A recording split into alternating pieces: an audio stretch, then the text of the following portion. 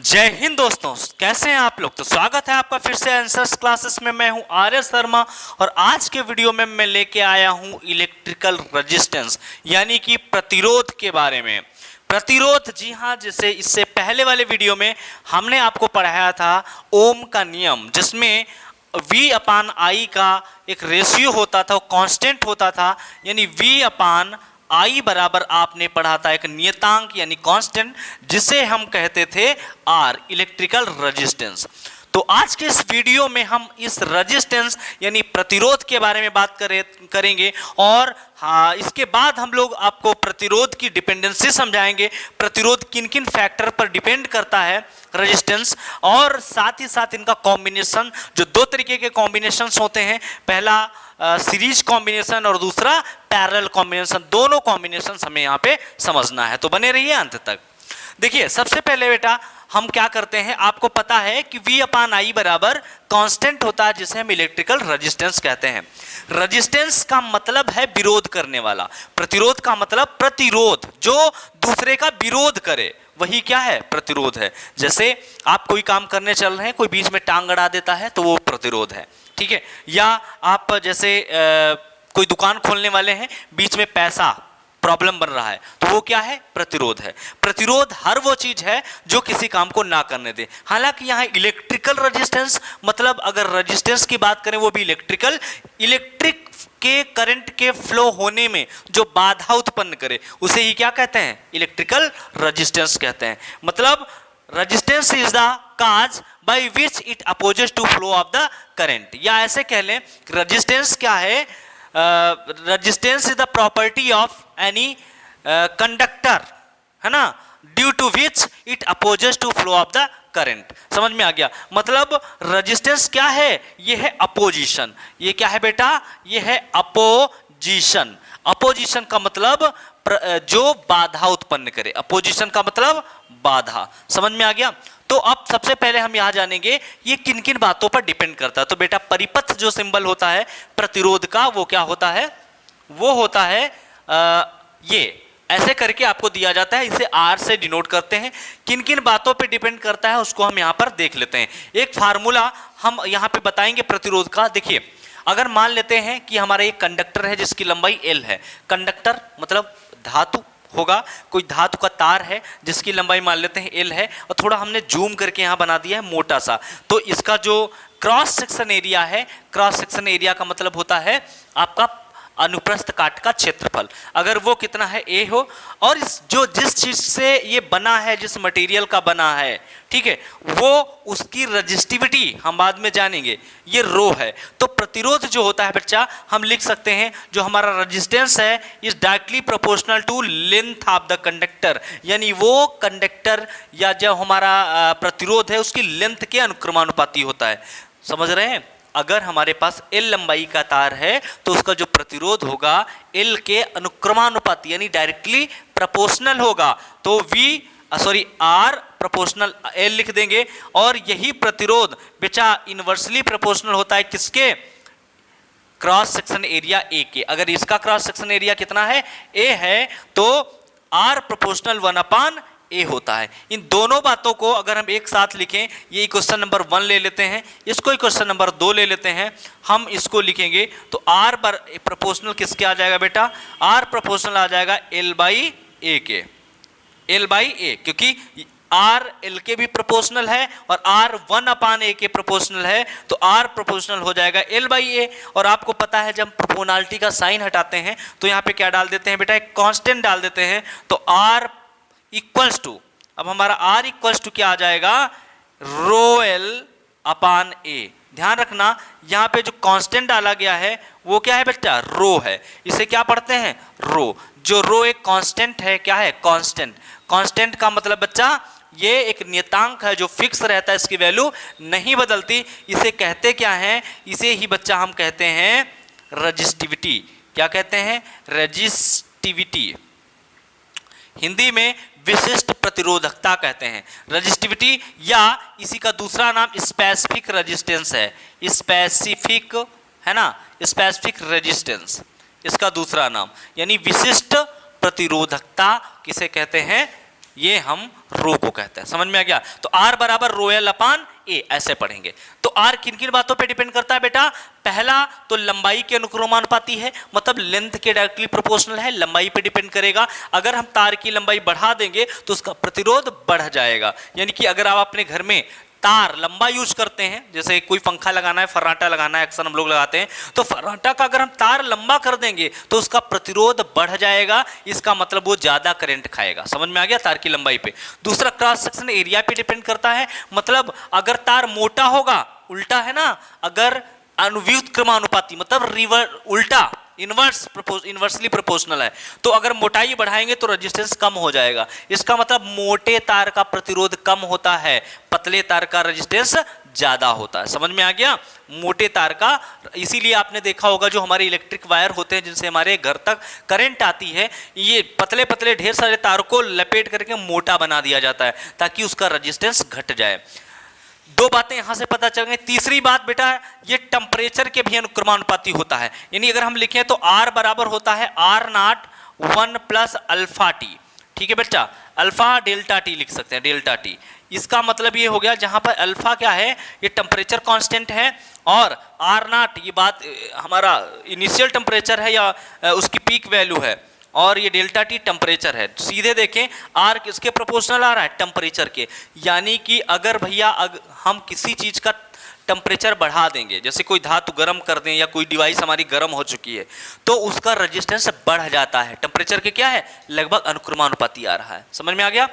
इसीलिए हम, जब आपने देखा होगा कोई एम्पलीफायर्स या कोई बड़ी मशीनरी जहां पे चल रही होती, वहां पंखा लगाना पड़ता है ताकि उसका टेम्परेचर डाउन रहे और उसका रेजिस्टेंस थोड़ा सा बच जाए। क्योंकि रेजिस्टेंस अगर बढ़ गया तो एक तो करंट ज्यादा खाएगा, दूसरी साथ ही साथ डिवाइस के खराब होने की प्रोबेबिलिटी बढ़ जाती है।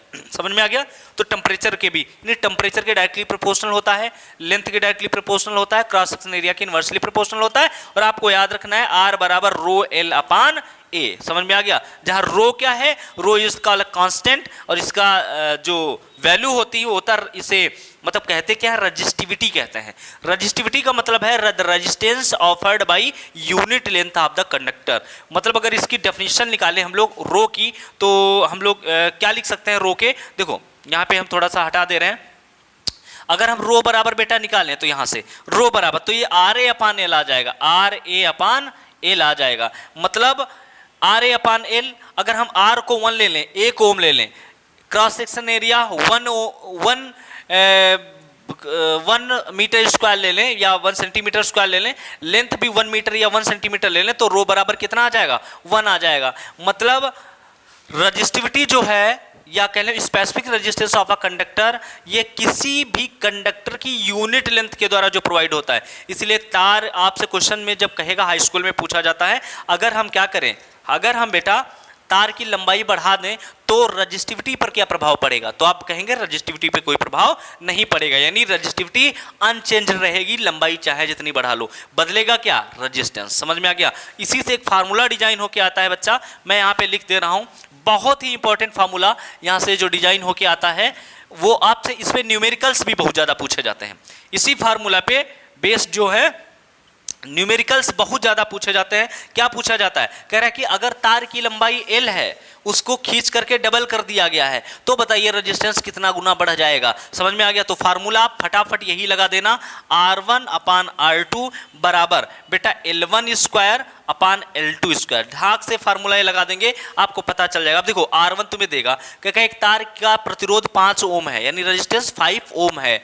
हाँ, उसकी लंबाई को खींच के डबल कर दिया गया है, तो रेजिस्टेंस बताइए। तो बेटा लंबाई को डबल कर दिया गया, यानी L2 क्या हो जाएगा? 2L हो जाएगा। देखो ये 5 ओम है, मैं ये क्वेश्चन सॉल्व करके दिखा दे रहा हूं।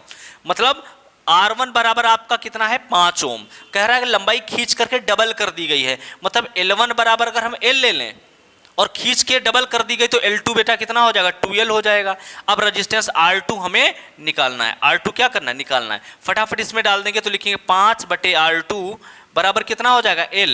L1 की जगह L स्क्वायर अपान L2 की जगह डालेंगे 2L स्क्वायर। समझ में आ गया बच्चा? ये अब देखो यहाँ पे 5/R2 हो जाएगा और ये L स्क्वायर अपान ये हो जाएगा 4L स्क्वायर। L स्क्वायर से L square cancel, cross multiply कराएं तो बेटा R2 बराबर 5 चक्कू 20 हो जाएगा, यानी कि 20 ओम हो जाएगा। समझ में आ गया? रजिस्टेंस कितने 4 गुना बढ़ जाएगा।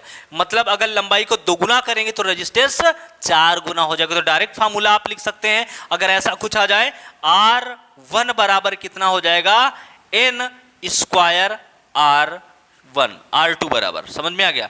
ये हमेशा यानी N स्क्वायर के प्रोपोर्शनल, डायरेक्टली प्रोपोर्शनल। अगर आप करेंगे लंबाई को दोगुना कर दीजिए तो 2 यानी 4 गुनी आपका रेजिस्टेंस हो जाएगा। लंबाई को अगर आपने खींच करके 3 गुना कर दिया है तो ये 9 गुना बढ़ जाएगा। बात समझ में आ गया? ये इस पे हाई स्कूल में क्वेश्चन आना तय है, मान के चलिए। तो ये एक आपका रेजिस्टेंस का डिपेंडेंसी हो गया। हाँ, ध्यान रखना है तार को लंबा नहीं किया गया, खींच करके लंबा किया गया है। ये नहीं कि पहले तार 1 मीटर था फिर वैसा ही 2 मीटर ले लिया गया, तो अलग चीज हो जाएगी। फिर आपका उस फार्मूले से आएगा वहां क्रॉस, मतलब यहाँ ये फार्मूला कब बना है, जब आप क्रॉस सेक्शन एरिया में चेंज कर रहे हो। भाई मोटा तार होगा क्रॉस सेक्शन एरिया ज्यादा होगा, खींच करके लंबा कर दोगे क्रॉस सेक्शन एरिया कम हो जाएगा। उसी के अकॉर्डिंग ये फार्मूला डिजाइन किया गया है। तो आप सीधे अप्लाई करेंगे L1 square upon L2 square, या R2 बराबर डायरेक्ट आप N स्क्वायर R1 कह देंगे। मतलब जो पहले रेजिस्टेंस होगा जितने गुना करी जा रही हो उसका यहाँ पे वैल्यू डाल देंगे। बात समझ में आ गई? तो चलिए इसके आगे हम कॉम्बिनेशन ऑफ रेजिस्टेंसेस समझ लेते हैं बेटा। कॉम्बिनेशन ऑफ रेजिस्टेंसेस में आपको पता है हम 2 तरीके से रेजिस्टेंस को कंबाइन करते हैं, जोड़ते हैं। पहला एक कहलाता है सीरीज मेथड, यानी श्रेणी क्रम। मैं दोनों बच्चों को पढ़ा रहा हूँ हिंदी इंग्लिश, इसलिए दोनों लैंग्वेज का इस्तेमाल करेंगे। एक होता है बेटा श्रेणी क्रम जिसे हम कहते हैं सीरीज कॉम्बिनेशन, है ना, सीरीज कॉम्बिनेशन। एक सीरीज कॉम्बिनेशन होता है। सीरीज का मतलब इस तरीके का, देखो जब एक रेजिस्टेंस से दूसरा और दूसरे से तीसरा जुड़ा हो तो इस तरीके के कॉम्बिनेशन को क्या कहते हैं, सीरीज कॉम्बिनेशन कहते हैं। समझ में आ गया? मतलब जब एक करंट, ऐसा कॉम्बिनेशन जिसमें करंट सेम जाए, जैसे यहां से करंट चलेगी तो R1 में भी वही R2 में भी वही R3 में होके निकल जाएगी। तो जब आपको कोई पैरेलल दिखे, सीरीज में, सीरीज का मतलब है ऐसे, जैसे मैं खड़ा हूं, बचपन में आपने गेम खेला होगा, जैसे एक हाथ से दूसरा बच्चा जोड़ के खड़ा है, तीसरा बच्चा जोड़ के खड़ा है, तो ऐसे अगर जोड़ कर खड़े हैं तो ये सीरीज कॉम्बिनेशन कहलाता है। और इसके लिए डायरेक्ट फॉर्मूला आप जानते हैं, R बराबर बेटा होता है R1 plus R2 plus R3, जितने भी हैं जोड़ते चले जाएंगे, सीरीज कॉम्बिनेशन का फार्मूला होता है। ठीक है, इसका डेरिवेशन मैंने दूसरे वीडियोस में दे रखा है, अगर आप चाहें तो पुराने वीडियो में जाकर देख सकते हैं इसको कैसे डेराइव किया। हाई स्कूल में डेरिवेशन है लेकिन पूछा नहीं जाता। डेरिवेशन बहुत सिंपल है, मैं आपको यहीं से करके दिखा देता हूँ। चलो वीडियो लंबा ना हो जाए बस। देखिए बेटा, यहाँ से करंट समय सेम जाएगी, R1 में I1 जाएगी, I2 में ये जाएगी, ऐसे R3 में जाएगी, तो करंट सेम जा रही, लेकिन इसका पोटेंशियल V1 अलग होगा, V2 अलग होगा, V3 अलग होगा, तीनों का पोटेंशियल अलग होगा। अगर हम टोटल इसको V वोल्ट की बैटरी से जोड़ दें, इसको कितने V वोल्ट की बैटरी से जोड़ दें, तो भैया V ही तो V1 V2 V2 में छूटा होगा, तो बेटा हम V बराबर लिख पाएंगे कितना, V1 plus V2 plus V3। ठीक है, अब देखिए V की जगह पे आप जानते हो ओम के नियम से V इक्वल्स टू क्या होता है, V इक्वल्स टू होता है बेटा IR, तो यहाँ पर V1 इक्वल्स टू IR1 हो जाएगा, ऐसे V2 इक्वल्स टू IR2 हो जाएगा, और V3 इक्वल्स टू क्या हो जाएगा, IR3 हो जाएगा। क्यों ना हो जाएगा, क्योंकि भैया I तो सब में सेम है, तो I1 I2 3 न लेंगे, तो I इसमें भी है, I इसमें भी, I सेम है, V1 V2 यानी पोटेंशियल इनका विभवांतर अलग अलग होगा। समझ में आ गया? तो यहाँ पर हम क्या कर देंगे, दोनों की वैल्यू डाल देते हैं, तो IR1 हो जाएगा बेटा, यहाँ IR2 हो जाएगा प्लस IR3 हो जाएगा, I कॉमन ले लेते हैं, यहाँ से क्या बचेगा, I1 plus R2 plus R3, और इधर V इसको अपान में ले आइए, V अपान I, इधर क्या हो जाएगा R1 plus R2 plus R3 हो जाएगा। तो तुरंत V अपान I हमारा क्या बन जाएगा, टोटल रेजिस्टेंस R बन जाएगा। इसे ही R इक्विवेलेंट कह सकते हो या तुल्य प्रतिरोध कह सकते हो। तो R1 plus R2 plus R3, ये हमारा क्या हो गया, डेरिवेशन हो गया। फटाक से समझ लेते हैं। तो सीरीज कॉम्बिनेशन में जब भी हम जोड़ेंगे रेजिस्टेंस को जनरली जोड़ देंगे। आइए एग्जांपल समझ लेते हैं, इस पे हटा दें ये, चलिए इसका हम एक एग्जांपल समझ लेते हैं बेटा। फार्मूला हमारे पास ये रहेगा, आपसे कहेगा कि 2 ओम 3 ओम और 5 ओम के 3 रेजिस्टेंस हैं जो श्रेणी क्रम में जोड़े गए हैं, सीरीज कॉम्बिनेशन में हैं।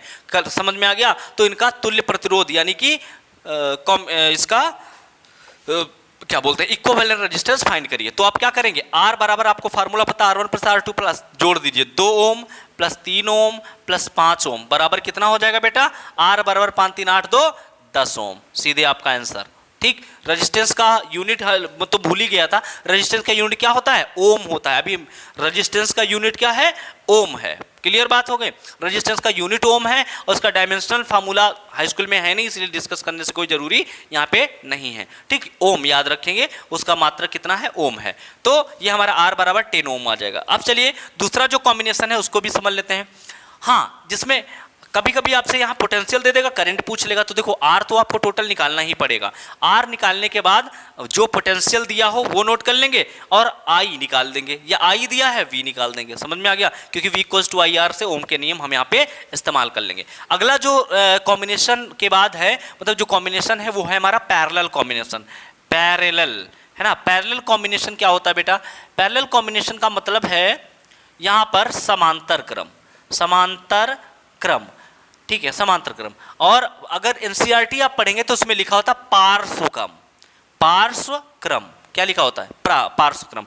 तो ये समांतर क्रम या पार्श्व क्रम क्या है, उसके लिए फिगर बेटा मैंने यहाँ पे बना रखा है। अगर हमारे पास 3 रेजिस्टेंसेस हैं, ठीक, कौन कौन से हैं, 3, जैसे R1 ये हो गया, R2 R3, ऐसे ये जोड़े गए हैं कि सब में करंट अलग अलग जा रही है। मान लो तो I करंट यहाँ से निकलेगी, ये हमने बैटरी लगाई है 20 वोल्ट की, I करंट यहाँ से निकलेगी तो I1 इधर चली जाएगी, I2 इधर, I3 इधर, मतलब तीनों ऐसे, 3 हमने ले रखे हैं, आप 3 हो चाहे इनफाइनाइट हो, सबको ऐसे जोड़ेंगे। तो अगर उनमें करंट अलग अलग जा रही है तो वो पैरेलल में होते हैं। या ऐसे कह लें कि जब एक रेजिस्टेंस का एक हैंड, दूसरे रेजिस्टेंस का एक हैंड और तीसरे रेजिस्टेंस का एक हैंड एक ही तार से जुड़ा हो, तथा सबका दूसरा दूसरा टर्मिनल किसी दूसरे पॉइंट से जुड़ा हो, तो ऐसे कॉम्बिनेशन को हम लोग बोलते हैं पैरेलल कॉम्बिनेशन या आपका समांतर क्रम। समझ में आ गया। इसमें खूबी क्या होती है बेटा, पैरेलल कॉम्बिनेशंस में एक खूबी होती है कि इनका पोटेंशियल सेम होता है। जो पोटेंशियल R1 का होगा वही पोटेंशियल R2 का होगा, वही पोटेंशियल R3 का होगा। यानी V पोटेंशियल अगर आपने अप्लाई किया है, यानी V वोल्ट विभवांतर आपने अगर जोड़ा है इनके सिरों के बीच, तो वही विभवांतर R1 में भी होगा, वही R2 में भी होगा, वही R3 में भी। इसमें पोटेंशियल सेम रहता है। करंट बदल जाती है, I1 plus I2 I3, current बदल जाती है। तो करंट बदल जाती है, या हम कह ले इसमें सब में चार्ज अलग अलग जाता है। तो बेटा यहां पर हमने जो V होगा वो सेम होगा सब में। तो अगर हम यहां से क्या निकालें, अगर हम यहां से क्या निकाल लें, I निकाल लें, तो I बराबर बेटा क्या होगा, यहाँ पे I1 plus I2 plus I3 होगा कि नहीं होगा बताइए। चूंकि सब में यही I आएगी तो 3 नो में टूट जाएगी, है ना। किरचॉफ लॉ इंटर में है, आपको पता है। फिलहाल इंटर में अभी आपने पढ़ा नहीं, लेकिन उसके अकॉर्डिंग किसी जंक्शन पर मिलने वाली समस्त धाराओं का बीजगणितीय योग शून्य होता है। या यूँ कह लें कि किसी भी जंक्शन पे जितनी करंट आएगी उतनी ही करंट यहाँ से जाएगी। तो भैया आई है, आई ही ब्रेक होके तीनों में गई होगी। तो अब आई बराबर क्या होता है, V अपान R होता है बेटा। I1 बराबर क्या हो जाएगा, V अपान R1। ऐसे I2 बराबर क्या हो जाएगा, V अपान R2, क्योंकि सबका पोटेंशियल सेम है। इसका भी V है, इसका भी V है, इसका भी V है। तो I3 बराबर क्या हो जाएगा, V अपान R3 हो जाएगा। तीनों की वैल्यू रख दो तो बेटा V अपान R1 प्लस V अपान R2 प्लस V अपान R3। मैंने 3 को जोड़ा है, आप 10 ले सकते हो, 50 ले सकते हो। तो यहाँ पर V कॉमन ले लें तो 1/R1 प्लस 1/R2 प्लस 1 अपान R3 हो जाएगा। समझ में आ गया। अब हम क्या करते हैं, इधर I V अपान में ले आते हैं, I अपान V ले आते हैं तो 1/R1 प्लस 1 अपान R2 प्लस 1 अपान R3 आ जाएगा। और 1 अपान I, देखो 1 अपान I क्या होता, ये 1 अपान R हो जाएगा। V इक्वल्स टू क्या होता, IR होता है। तो इसको इधर लाओ, इधर ले आओ, तो 1/R बराबर क्या हो जाएगा, I अपान V। तो I अपान V की जगह में 1/R लिख देंगे। यही R क्या होगा, इक्विवेलेंट रेजिस्टेंस होगा। मतलब इनको जोड़ने पर हमें क्या मिलेगा, जो तुल्य प्रतिरोध आएगा, इक्विवेलेंट रेजिस्टेंस मिलेगा, उसी को 1/R कह देंगे। 1/R equals to 1/R1 plus 1/R2 plus 1/R3। मतलब बेटा अगर हम इनको जोड़ देंगे 1 अपान करके, रिवर्स करके, जितने भी रेजिस्टेंस दिए हैं उनको 1 अपान करके अगर हम जोड़ देंगे तो किस कॉम्बिनेशन में जुड़ जाएंगे, पैरेलल कॉम्बिनेशन में जुड़ जाएंगे। और पैरेलल में क्यों जोड़ते हैं, जब रेजिस्टेंस आपसे, हाँ क्वेश्चन में ये भी कह सकता है कि बताइए 3 रेजिस्टेंस दिए गए हैं या 2 रेजिस्टेंस दिए गए हैं, उनको किस क्रम में जोड़ें कि हमें मैक्सिमम रेजिस्टेंस फाइंड हो। तो भैया मैक्सिमम के लिए पहले वाला कॉम्बिनेशन सीरीज कॉम्बिनेशन में जोड़ दो। जैसे एक 8 का है, दूसरा 5 का है, तो 8 5 13 हो जाएगा। अगर पैरेलल में अगर मिनिमम फाइंड करना हो कम से कम तो आप पैरेलल में जोड़ दीजिए। इसमें अभी आपको मैं दिखाऊंगा इसी फार्मूले का इस्तेमाल करके, बहुत ही सिंपल। यानी कि अगर आप रेजिस्टेंस, ढेर सारे रेजिस्टेंसों को पैरेलल में जोड़ देते हैं तो आपका जो तुल्य प्रतिरोध है यानी कि जो इक्विवेलेंट रेजिस्टेंस है वो क्या हो जाएगा, घट जाएगा। जैसे 3 रेजिस्टेंस हम ले लेते हैं, कितने 3 ओम के, मान लेते हैं R1 बराबर 3 ओम है, R2 बराबर भी बेटा 3 ओम है, ठीक है, और R3 भी आपको दिया गया है 3 ओम। जरूरी नहीं, कुछ भी वैल्यू हो सकती है, हम 3 ले रहे हैं लॉजिक दिखाने के लिए। तो बेटा देखो 3 ओम के मान लेते हैं, आपके पास 3 रजिस्टेंस या 3 बल्ब है, ठीक। रजिस्टेंस कुछ भी हो सकता है, बल्ब हो सकता है, आपके घर में पंखा हो सकता है। रजिस्टेंस वह सब है जो विद्युत धारा के मार्ग में रुकावट डाले, यानी जो कुछ भी करंट से चलती है वो सारे क्या है, रजिस्टेंस होते हैं। तो ये हमारे पास 3 रजिस्टेंस हैं। अगर इनको हम इस क्रम में जोड़े, कौन से, पैरेलल कॉम्बिनेशन में, तो पैरेलल में फार्मूला ये आ जाएगा, यानी 1/R बराबर हम लिख पाएंगे 1/3 प्लस 1/3 प्लस 1/3। तो बेटा देखो 1 एलसीएम इनका कितना आ जाएगा, 3 1 1 1, यानी ये 3 हो जाएगा। ये 1/R बराबर 3/3 यानी 1/1। तो यहाँ पे R बराबर कितना आ गया बेटा, 1 ओम आ गया। मतलब ये हो गया कि अगर हम 3 रजिस्टेंसों को, 3 ओम के 3 रजिस्टेंसों को पैरेलल कॉम्बिनेशन में जोड़ देते हैं तो उनका जो तुल्य प्रतिरोध यानी इक्विवेलेंट रेजिस्टेंस आएगा वो कितना हो जाएगा, वो 1 ओम हो जा रहा है। समझ में आ गया। मतलब जो लोड पड़ेगी वहां पे 9 की पड़ेगी अगर सीरीज में जोड़ेंगे, वही 1 ओम की लोड में आप चला सकते हैं। इसलिए घरों की जो वायरिंग होती है किस क्रम में करी जाती है भैया, पैरेलल करी जाती है। क्वेश्चन हाई स्कूल में पूछा जाता है कि जो घरों की वायरिंग होती है वो किस कॉम्बिनेशन में की जाती है, तो आप बताओगे पैरेलल कॉम्बिनेशन में, यानी कि श्रेणी क्रम में करी जाती है। समझ में आ गया। तो ये आपका श्रेणी क्रम, समांतर क्रम रहा, और सारे बहुत सारे इसमें क्वेश्चन प्रैक्टिस हम कर सकते हैं। तो प्रैक्टिस क्वेश्चन लेके आऊंगा मैं अगला वीडियो। तब तक आप हमारे वीडियो को लाइक करके रखिए और इस मेंबर बनने के लिए चैनल को सब्सक्राइब कर लीजिए, ताकि मैं रोज आपको एक यूजफुल वीडियो आपके अपलोड करता हूं, उसका आपको डायरेक्टली उसका जो है इफेक्ट आप पे आए, यानी कि आपकी जो तैयारी है वो यूपी बोर्ड एग्जाम में 4 चांद लगाए। मिलते हैं नेक्स्ट वीडियो में, तब तक के लिए जय हिंद।